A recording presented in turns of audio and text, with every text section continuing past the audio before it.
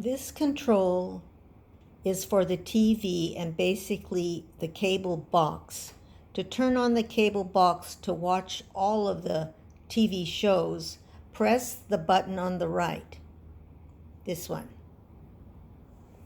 Usually the TV itself turns on, but if it doesn't, go to the next remote control and press the power button.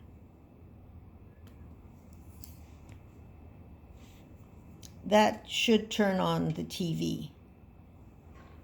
Then, to watch Netflix and Amazon and anything else, use this remote to change the input.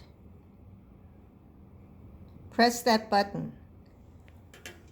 The regular TV is on input STB.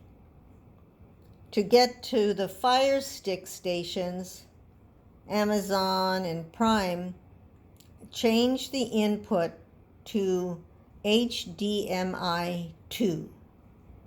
Once you're in that input, then you could watch anything on the Fire Stick.